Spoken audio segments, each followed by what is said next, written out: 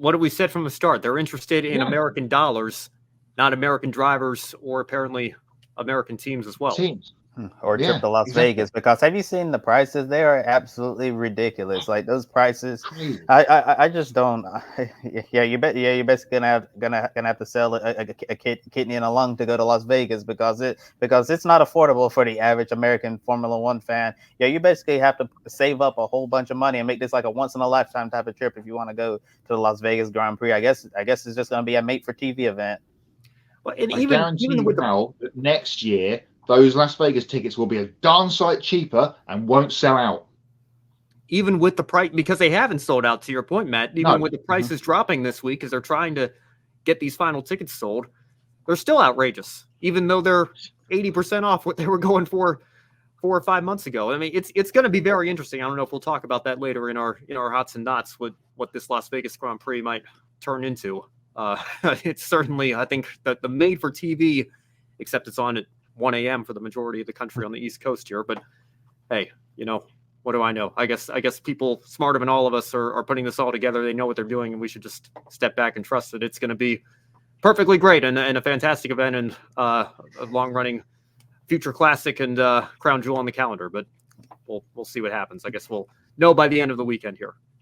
Yeah, and one of the biggest things that people are complaining about this weekend's Las Vegas Grand Prix, they've been like, do you realize how cold it gets in the state of Nevada November? Yeah, they say, why are you having a race under the lights in Las Vegas when it's going to be really cold? It might be one of the coldest Formula One races in history this week because, and they were like, if you're going to do Las Vegas Grand Prix, it needs to be at a different time of year, not in the middle of November when it gets cold at night. And yeah, I'm sure a lot of the people who are going there might have to bring out the winter coats because it does get really chilly in Nevada at night. And there were some other concerns from the engineers about, like how the car will perform in these colder temperatures than what they're used to. Future prediction that the Vegas and Miami races will switch on the calendar because they'll be better off going to Vegas in April, May, I guess, when Miami Grand Prix is on, and then going to Miami at this time of year. But, this is prime F1 from about 10 years ago where they go, we've got a great idea. We haven't thought about that. I really don't know what to expect. I trust that, I think it's going to be a little bit, it's not going to get 2005 United States Grand Prix levels of bad because at least this time we have a single tire supplier. So if one car's got problems, they're all going to have problems and they can all find a unified solution. It's not like 2005 when Bridgestone got it right, Michelin got it wrong, and that led to all the fighting and the farce that we saw with the 6-car race. I don't think we have to worry about that this time, but I do think we have some concerns with the tires and concerns with the logistics of this event. First things first, I mean, Matt, I'm sorry because I know you're over in Europe, but I mean, we have to get up at 1 a.m. for Japan. And we had to get up at 3 a.m. for Malaysia back in the day and China back when we were racing there. I don't know when we're going back there. It seems like we want to go back every year and then it always gets canceled. I mean, I just feel like we have a global world championship. Every time zone is going to have 1 or 2 races or 1 or 2 weekends at minimum where they have to, if you're that dedicated, you got to get up at 3 a.m. or you got to get up at 1 a.m. or stay up till 1 a.m. or whatever. I understand why they're trying to, make it as convenient as possible for the European audience. But I just feel like if the race is in my country and I have to get up at 3 a.m. to watch qualifying, something's not right there. So the timing and the scheduling, I'm not a huge fan of that. But also the scheduling in terms of the time in the calendar year that we're having this race. This is a real quote from Ross Brawn, and I almost can't believe it. It's taken from a Jalapnik article. I believe it's by Elizabeth Blackstock here. This is what he had to say. The one thing we hadn't considered initially, but the tire company have dealt with, is it gets very, very cold at night. So when the race is happening, which is Saturday night, it has been known to drop down to 3 or 4 degrees. That's Celsius for the American viewers. So it can get really quite cold. And of course, getting the cars to work in those temperatures can be a challenge. The tire companies have done some work to make sure the tires can cope with that. We're definitely facing some new challenges, which we've never had before, but I think it'll be spectacular. Well, I'm sure it'll be spectacular one way or another. Be careful what you wish for there. But I just cannot believe We're talking about the pinnacle of motorsport here. I mean, did people think that, oh, it's a desert, it'll be hot? I mean, Antarctica's by definition a desert because they get like 2 inches of precipitation a year. That's one of the coldest places on the planet. Just because it's a desert doesn't mean you're going to be dealing with the extreme heat that we just had in the Qatar race a couple of weeks ago, which again, I think people were, within the industry were, again, just a month before the race is happening. It was in the back of their mind, like, oh, I hope we don't have to deal with this again in Las Vegas. It's the middle of November. I mean, it gets cold when the sun goes down. I don't know what else to tell you guys. Like, how did nobody see this coming? How did nobody understand that this was going to be a real possibility, that we were going to have a race where we're getting close to temperatures that are literally at the freezing point? It just blows my mind. We're not talking about, your little weekly dirt track racing series here with amateur promoters. This is Formula One racing. And nobody thought, like Ross Braun saying, oh yeah, we haven't really considered that. Are you kidding me? If that's, what kind of message does that send for your race promoters and for the people that you're charging literally thousands of dollars to come attend this race? It just doesn't make any sense to me that this can be the attitude that we have for a series like Formula One. Well, I mentioned it earlier when we talked about it. I went, I've got a great idea. Oh, hang on a minute. We haven't thought about this.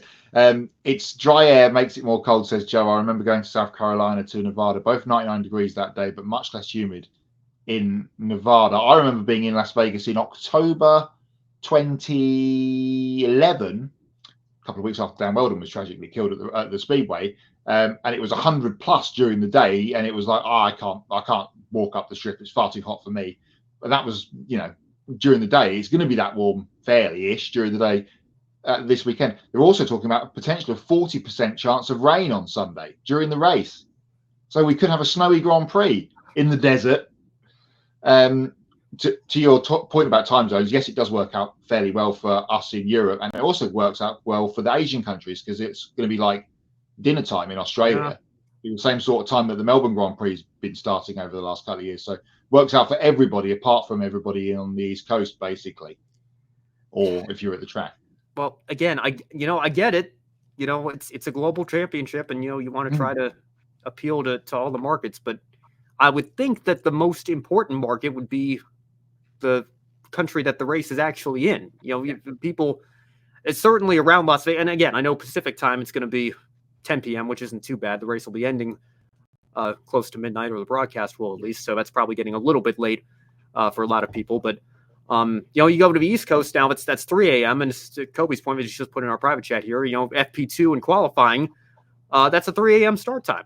Like, I mean, that's just absolutely insane to think that this is a home race for us. And the country, I mean, I get it's a big country. There's 4 different time zones with a 3-hour difference between Eastern and Pacific, but we're still starting at 3 a.m. I mean, I understand. If you're going to do this race, I get that you want it to be a spectacle. I mean, if you're going to race on the strip, I suppose it certainly makes sense for it to be a night race, but I don't know. I mean, even if it were a midnight start time, like, I mean, I feel like the sun goes down. I mean, certainly with daylight savings being gone now, we're back on the normal time, if you will. I mean, it's not like it doesn't get dark early enough. Like we couldn't have at least bumped it up just an hour.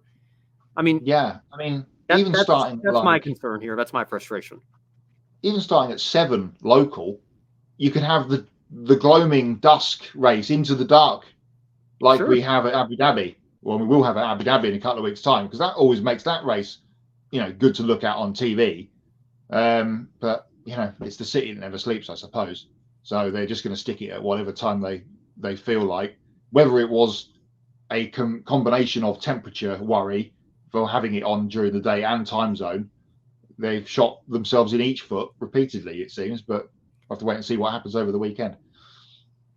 Yeah, I like I said, I don't really know what to expect here. I know there's a lot of different variables and concerns, and I guess we're just going to have to wait and see for a final product. But it's certainly going to be. It's going to be memorable one way or the other. It's going to be interesting.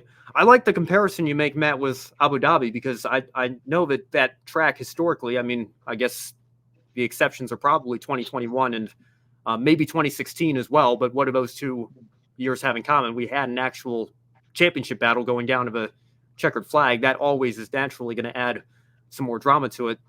I haven't felt that Abu Dhabi puts on good races naturally without that added element.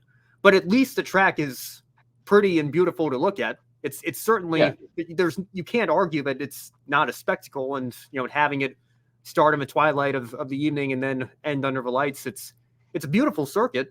I just feel like it doesn't necessarily put on the best quality of racing, but I don't know. We'll see. I mean, again, this is the other thing. It's not like this is an average racetrack. There are some very long straightaways here on this circuit. Very long. I mean, that plays no small role in how easy it is to warm up your tires. So when you're talking about 3-4 degrees Celsius potentially we might be seeing, a race that's going to be ending at midnight local time, maybe we get a massive accident because somebody didn't warm their tires up, and then it goes even further into the dead of night. I mean, I just think that there are so many variables here that could go wrong. I hope that everybody stays safe and we get an entertaining race. Because to your point, Matt, of course, the championship's already decided. I guess there's a little bit of a battle going on for second between Perez and Hamilton, but there's a lot going on here. So there's certainly going to be no shortage of things for us to talk about on our weekend shows here. But I hope that from a quality standpoint, we're not talking about this as an absolute farce and disaster. And for the sake of everybody that worked so hard to put this event on, because there's obviously so much that's gone into making this a spectacle and event.